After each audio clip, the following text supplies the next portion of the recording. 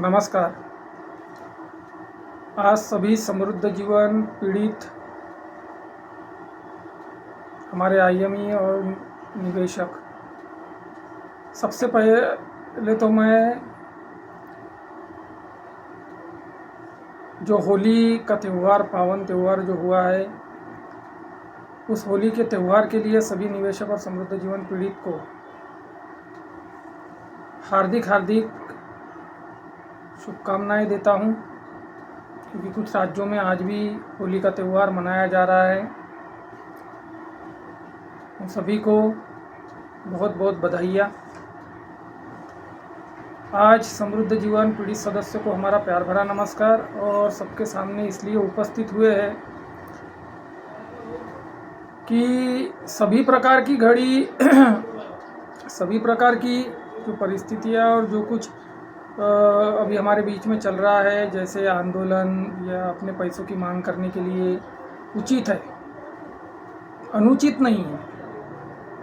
बहुत सारे सदस्यों ने अभी तक क्या किया, 7-8 सालों में अगर आपने देखा कि हमने 7-8-9 सालों में जितनी भी संगठनाएं आई, जितने लोगों ने महेश मोतेवार जैसे पर भरोसा कर उनके तरफ से आए हुए जितने भी मेंबर्स थे, उनको सपोर्ट किया, हर जगह हमारे साथ धोखाधड़ी हुई है। बहुत सारे संगठन ने आंदोलन वगैरह, मोर्चे वगैरह सभी प्रकार के किए, पर किसी प्रकार का कोई समाधान अभी तक नहीं मिला। कहने का मतलब ये है कि पैसा किसी का विरोध नहीं है। ये बातों में हो क्या रहा 7-8 सालों से, सिर्फ जाने का रास्ता है पैसों का, आने का रास्ता ना समाधान मिल पाया है किसी प्रकार का, और ना ही कोई रास्ता खुल रहा है। इस सभी चीज़ों पर, सभी विषयों पर अच्छे तरीके से विचार विमर्श करके, सारी चीज़ों को देखकर, सभी परिस्थितियों को देखकर, 17 स्टेट के इस विषय को देखकर बहुत अच्छे तरीके से एक रणनीति बनाई गई थी। और आज भी वो रणनीति, उसी रणनीति के तहत हम लोग कार्य भी कर रहे हैं। और इसमें बहुत सारे डिस्ट्रिक्ट के, बहुत सारे राज्य के लोग इस कार्य को आगे बढ़ाने में हमारा जो सहयोग कर रहे हैं, उन सबको हमारा दिल से धन्यवाद करते हैं कि नियम के अनुसार ही हमें चलना पड़ेगा। आंदोलन भी होने चाहिए, मोर्चे भी निकलने चाहिए। समृद्ध जीवन पीड़ित सदस्यों के खुद आगे आकर मोर्चे निकलने चाहिए। सभी को मजबूत करना एक समाज सेवक का कर्तव्य होता है, एक लीडर की जिम्मेदारी होती है, जो नेतृत्व संभाल दे उनकी भी जिम्मेदारी होती है। कानूनी विषय को कानूनी तरीके से भी समझना पड़ेगा। कहने का मतलब यह है कि हम जो कदम समय पर, जहां उचित समय वहां पर उठाना चाहिए, वो कदम को हम पहले उठा लेते हैं। जो पहले उठाना चाहिए उसको पहले नहीं उठाते। जैसे कि हमने बहुत दिनों से ऑनलाइन मीटिंग में यही करने का प्रयास किया कि सभी समृद्ध जीवन को पीड़ित जितने भी है राज्य के, उनको एक साथ लाने की बहुत दिनों से कोशिश चल रही थी। हालांकि उस कोशिश में हमें सफलता नहीं मिल पा रही है। बहुत सारे सदस्य विषय को नहीं समझते हैं, कुछ विषय को लेकर समझना नहीं चाहते हैं। कुछ ऐसी परिस्थितियाँ, अब यहाँ पर क्या बोलूँ मैं उन परिस्थितियों पर। मैं तो मुख्य विषय पर ध्यान केंद्रित करूँगा आप सभी का। कुछ गलतफहमियाँ, कुछ मिसअंडरस्टैंडिंग, इसको दूर रखकर हमें हमारे मेहनत का पैसा कैसा मिलेगा, जो हमारी जमा पूंजी है वो हमें कैसी मिलेगी, इसलिए हमें क्या करना होगा। तो सबसे पहले ये विषय आता है कि हमने जो पैसा निवेश किया और उसकी मांग हमें सरकारी नियमों के अनुसार करनी है। यानी सरकार से ही करनी है ना। राज्य सरकार हो, केंद्र सरकार हो, तो हर राज्य, 17 राज्य में निवेशक है, समृद्ध जीवन के पीड़ित है। तो सबसे पहला कदम हमारा क्या होना चाहिए? सबसे पहला कदम होना चाहिए हमारा कि हमारे साथ जिस शहर में धोखाधड़ी हुई है उस कंपनी ने, उस सोसाइटी ने यहाँ हमारे शहर में आकर ब्रांच ओपन की थी, और यहाँ पैसा इकट्ठा किया गया है, यहाँ हमारे साथ धोखाधड़ी हुई है, वैसी ही धोखाधड़ी हर शहर के अंदर जहाँ जहाँ ब्रांच थी, हर राज्य के अंदर की गई है।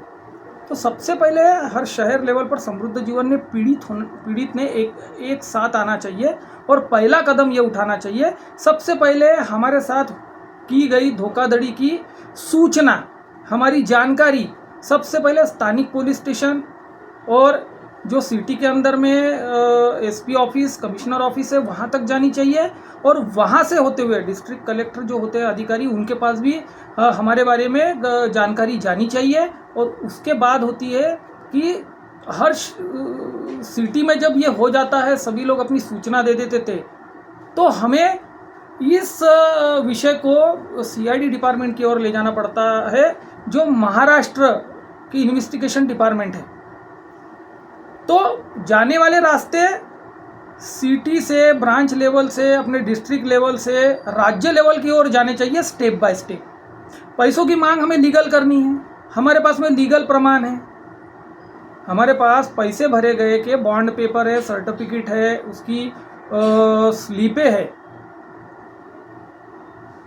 तो हमें क्या करना होगा, हमें उसको सरकार तक पहुंचाना है सबसे पहले लीगल तरीके से, ताकि उसका प्रमाण हमारे पास रहे कि हम इसके असली हकदार है, हम इसके निवेशक हैं, आपके भरोसे हम बैठे हुए हैं। तो हमारी पूरी महाराष्ट्र की जानकारी, पूरी कर्नाटक की जानकारी, पूरी बिहार की जानकारी और जो भी अन्य राज्य है उनकी जानकारी सरकार तक पहले पहुंचाना, ये सबसे पहला कदम होना चाहिए। तब जाकर आप लीगली तौर पर नियमों के अनुसार अपने मेहनत की गई जमा पूंजी आप लड़कर मांग सकते हो। लड़ने के लिए रणनीति मजबूत होनी चाहिए। हो क्या रहा है कि जिसकी ज़रूरत बाद में है उसको हम पहले कर ले रहे हैं। अब एक छोटा सा उदाहरण, आंदोलन किया, आंदोलन में मैं जानता हूं कि समृद्ध जीवन के पीड़ित थे, निवेशक भी थे, ऐसा नहीं कि वहां गए नहीं, हमने देखा कि हमारे इधर के सभी समृद्ध जीवन पीड़ित गए।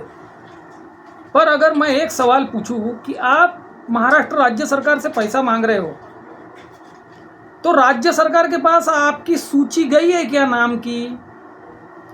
आपने अपने स्थानिक लेवल से होते हुए राज्य सरकार तक अपनी जो दुख भरी गाथा है कि हम समृद्ध जीवन के पीड़ित है, हमारे साथ में ऐसी धोखाधड़ी हुई है, तो वो पेपर्स आपने एमपीआईडी एक्ट के अंतर्गत दर्ज करवाए हैं क्या?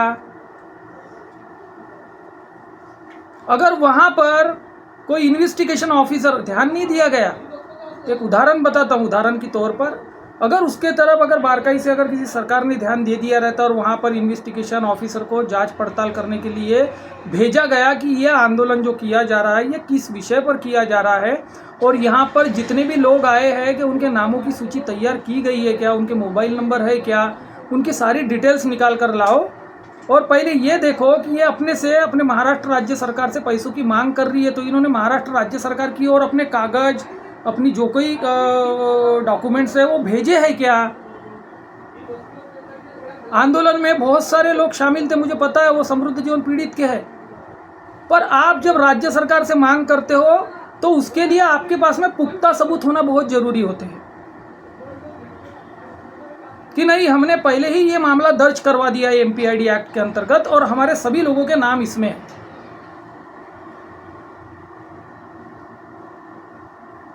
तब जाकर सरकार आपके बारे में सोचेगी।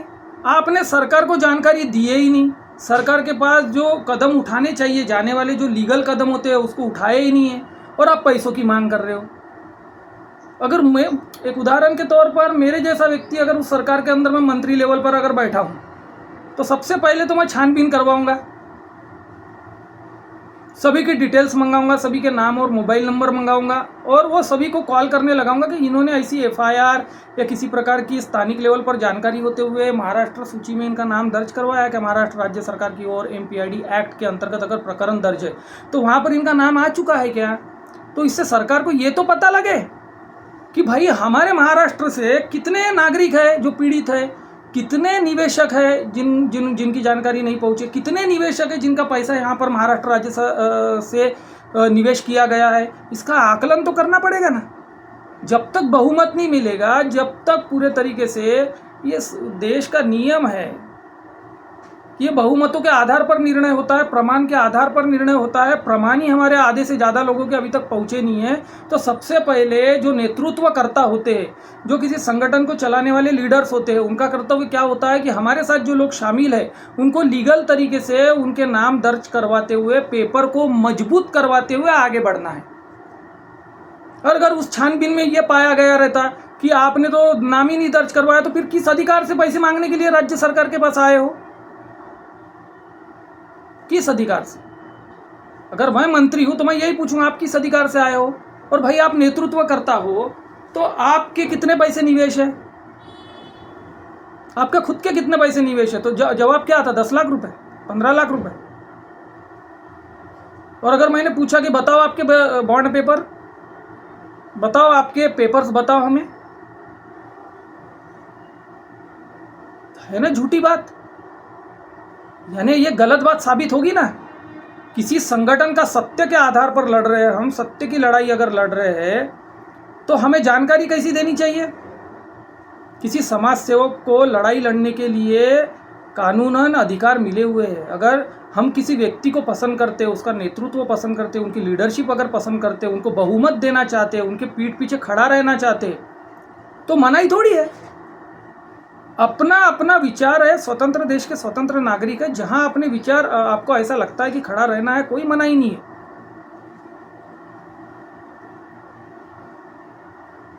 पर नेतृत्वकर्ता को एक जिम्मेदारी होती है, लीडर की एक जिम्मेदारी होती है कि वो लीगल सवालों को सरकार की ओर लेकर जा रहे हैं, तो हमारे पास आए हुए विषय को डॉक्यूमेंट्स के आधार पर मजबूत करना पड़ेगा।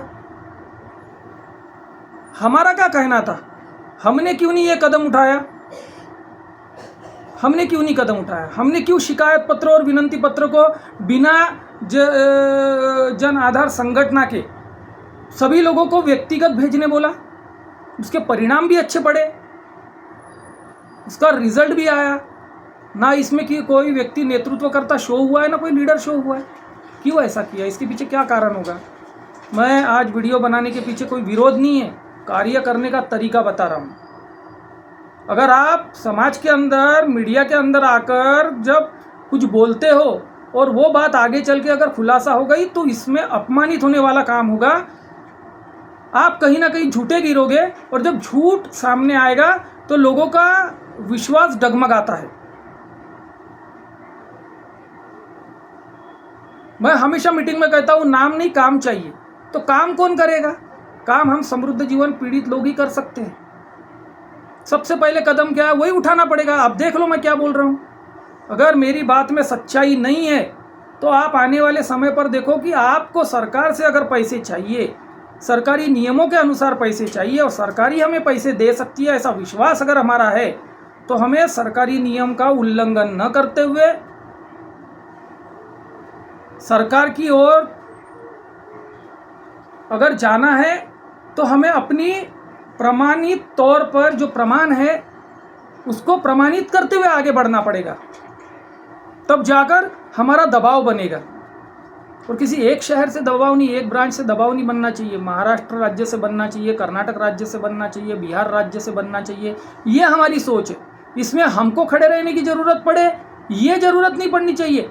ये हमको सभी पीड़ित लोगों को ये विषय समझाना होगा ताकि वो संघर्ष कर सकें।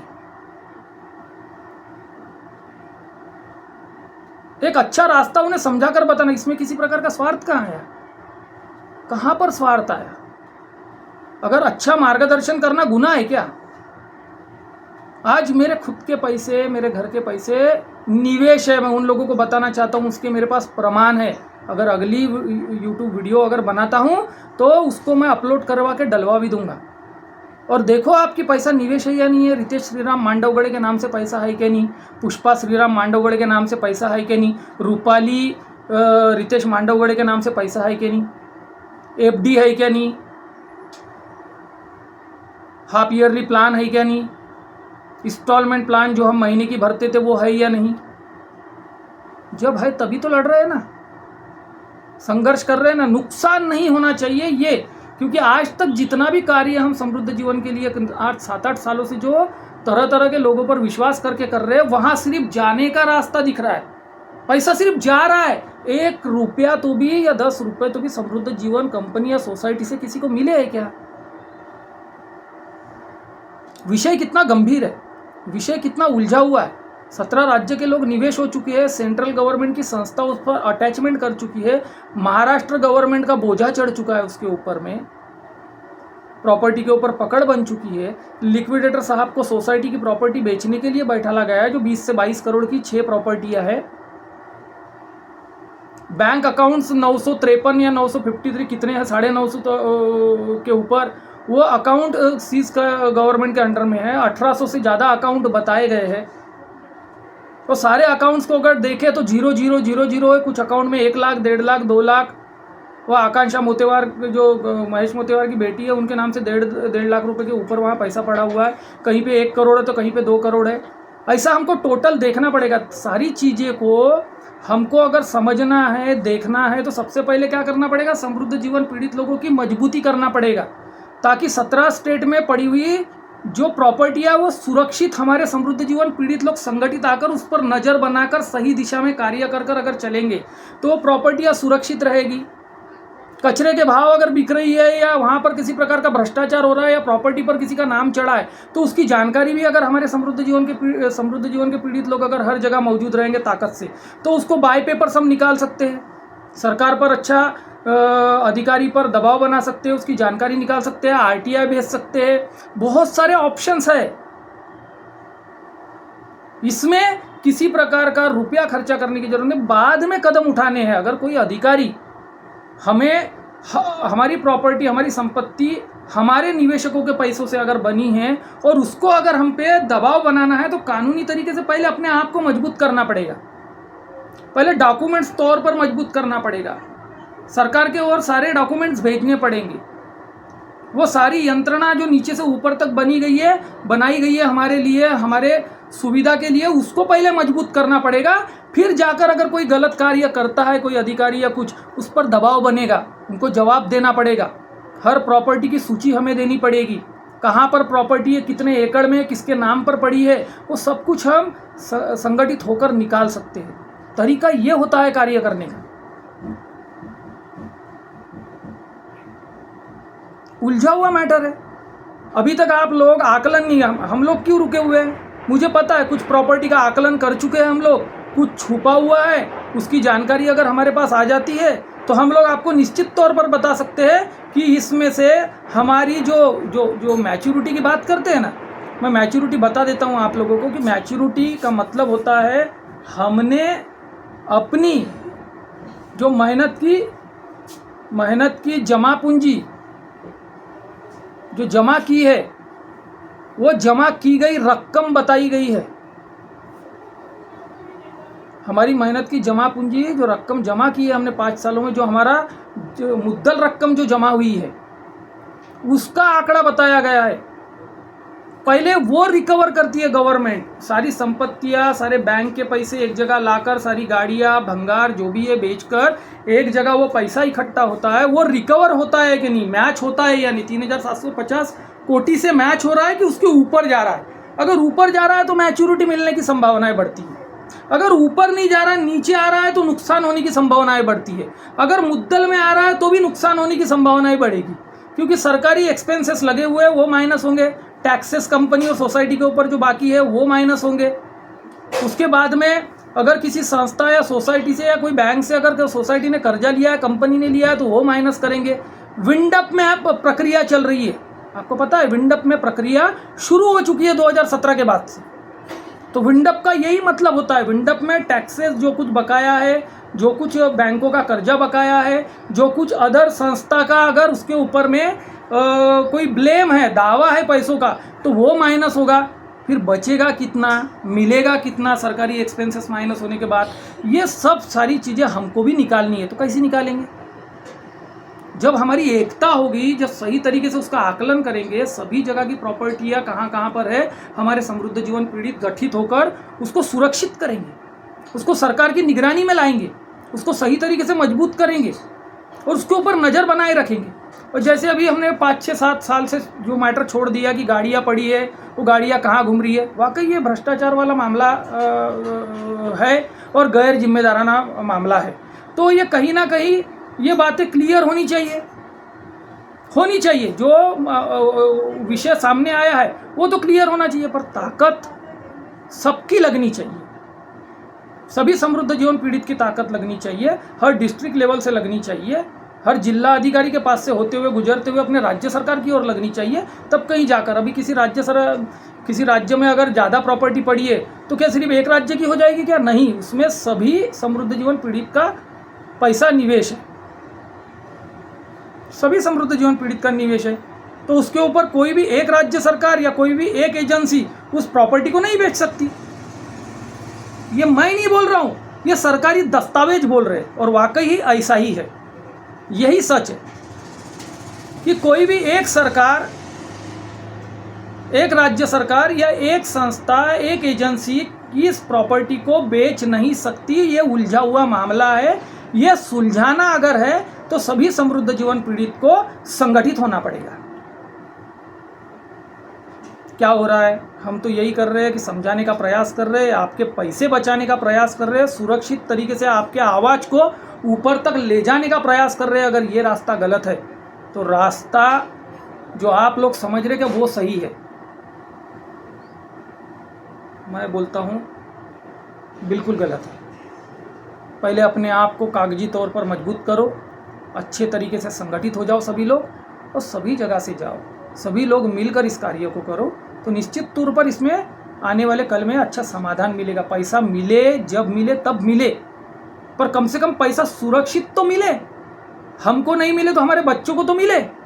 5 साल, 6 साल, 4 साल लगे, 8 साल लगे, पर पैसा कम से कम लोगों के साथ न्याय होना चाहिए, ये सोचकर। और संपत्तियाँ जो है वो सही कीमत पर बिकनी चाहिए। सभी प्रॉपर्टी संपत्ति का हमें हिसाब मिलना चाहिए।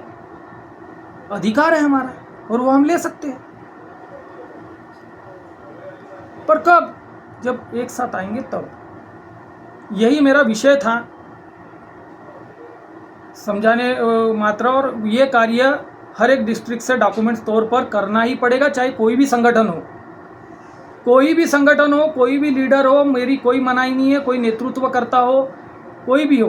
करने की जो प्रक्रिया है यही से शुरुआत होती है कि आपको सरकार से अगर पैसों की मांग करनी है तो आपको अपने तौर पर मजबूत होना पड़ेगा। अब आप अगर पूछते हो सरकार से कि बच्चा रो रहा है, बच्चा रो रहा है, पर बच्चे की बात अगर हम नहीं सोचते, बच्चे के बारे में नहीं सोचते, बच्चे के आंसू पोंछने के बारे में नहीं सोचते, तो बच्चा आक्रामक हो सकता है। बिल्कुल सही है, पर माँ बाप का कर्तव्य क्या होता है? बच्चा किस लिए रो रहा है? सबसे पहला सवाल क्या आता है कि बच्चा रो क्यों रहा और किस लिए रो रहा है। अगर वो बच्चा चॉकलेट मांग रहा है, जिसके दूध के दांत अभी फूटे हुए हैं, अगर वो चॉकलेट मांग रहा है तो माँ बाप का कर्तव्य होता है कि बेटा इस उम्र में चॉकलेट नहीं खाना चाहिए, दांत खराब होते हैं। तो माँ बाप का कर्तव्य होता है अच्छी चीज़ों को समझाकर बताना। हम समझने के लिए पहले डॉक्यूमेंट्स तौर पर मजबूत तरीके से जाएंगे, तब तो हमें माँ बाप समझाएंगे ना, समझ में आएगा ना माँ बाप क्या समझा रहे।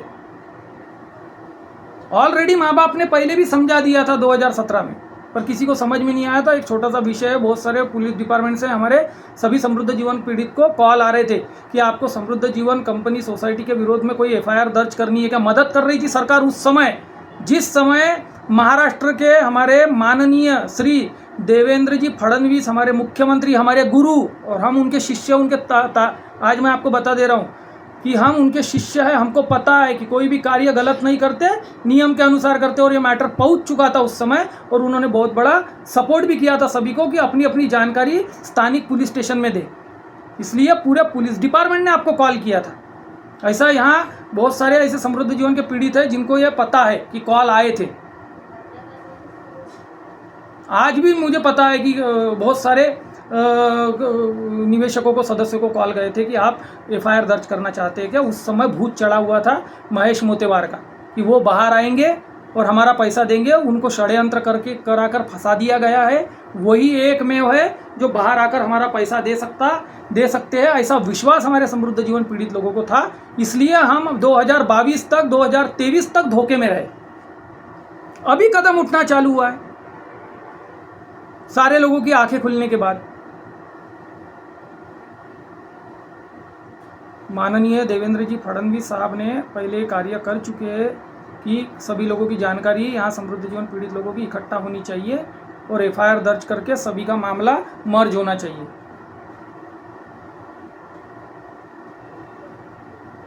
आप बोलते हो बच्चा रो रहा है, अरे बच्चा रो रहा है तो यही मेरा कहना है कि बच्चे को हम ये सीख देते हैं कि बेटा ये चॉकलेट अभी नहीं खाना है, पहले अपने दांतों को मजबूत करना है, अपने मसूड़ों को अच्छे तरीके से मजबूत करना है। जब स्ट्रांग हो जाएगी ना बेटा तब चॉकलेट खाना। तो वैसे ही हमें ये समझना है कि हम अगर रो रहे हैं तो सबसे पहले हमें अपने दांत को यानी अपने लीगल को मजबूत करना है डॉक्यूमेंट्स के आधार पर कि हमने पैसा निवेश किया, इसका प्रमाण इकट्ठा करना है, जानकारी देना है। वो सारे डॉक्यूमेंट्स को व्यक्तिगत जमा करके पूरी संगठित होकर ताकत के साथ सरकार तक पहुंचाने में हमें सब लोगों को कार्य करना पड़ेगा। ये कार्य सभी लोगों ने अगर किया तो सरकार ध्यान देगी कि नहीं अब आए आप मजबूत होकर, अब आप अपने दांत को मजबूत करके चॉकलेट खाने के लिए आए हो, तब सरकार सोचेगी। अब रही बात छोटे छोटे भ्रष्टाचार हो रहे हैं, कहीं ना कहीं गलत हो रहा है, तो संगठित होना जरूरी है। जो मामला खुलकर आया है सामने उसके ऊपर भी ध्यान देना जरूरी है। वो बहुत अच्छा विषय हुआ, वो मुझे विषय बहुत अच्छा लगा कि उस विषय को उठाया गया। उसके लिए मैं तहे दिल से धन्यवाद देता हूँ जो नेतृत्व कर रहे हैं या मीडिया में उस विषय को लाने का जो कार्य किया है। पर उस कार्य के बारे में अगर हमें आगे पूछताछ करनी है या आगे उस विषय को लेकर आगे बढ़ना है और सभी लोगों की भलाई करना है तो सभी लोगों को मार्गदर्शन होना चाहिए। डिस्ट्रिक्ट में हर ब्रांच में सभी समृद्ध जीवन के पीड़ित है, उनको मजबूती से आगे ले जाकर हर राज्य से हर डिस्ट्रिक्ट से कार्य होना चाहिए ताकि सभी को न्याय मिल सके। इतना ही बोलकर मैं अपने शब्दों को विराम देता हूँ। और अगर मेरी बातों से किसी को बुरा लगा है, क्योंकि मैं जो बोलता हूँ सच बोलता हूँ, सीधा सामने आकर बोलता हूँ, मेरी बातों से अगर किसी को बुरा लगा है तो क्षमा प्रार्थी। और सभी को एक बार होली की हार्दिक हार्दिक बधाइयाँ। विचारों का मतभेद है, कोई जाति दुश्मनी हमारी किसी के साथ नहीं है। हम ये चाहते हैं कि सभी लोगों की मेहनत की पूंजी जमा पूंजी जल्द से जल्द मिले, इसीलिए हमारा प्रयास चल रहा है और चलता रहेगा। ऑनलाइन मीटिंग भी चलती रहेगी और हमारे कुछ लोग अभी इस कार्य में लग चुके हैं डिस्ट्रिक्ट लेवल पर। जैसे अकोला से धांडे सर ने बहुत अच्छा कार्य किया है, उसी कार्य को बिहार से किया जा रहा है। उसी कार्य पर जो हमारे जितने भी पीड़ित हैं उसको सबसे पहले करना बहुत ज़रूरी है, इसको समझ लो। मैं उन लोगों को विनंती करता हूँ हाथ जोड़कर कि डॉक्यूमेंट्स तौर पर अपने आप को मजबूत करो फिर आगे बढ़ो। धन्यवाद।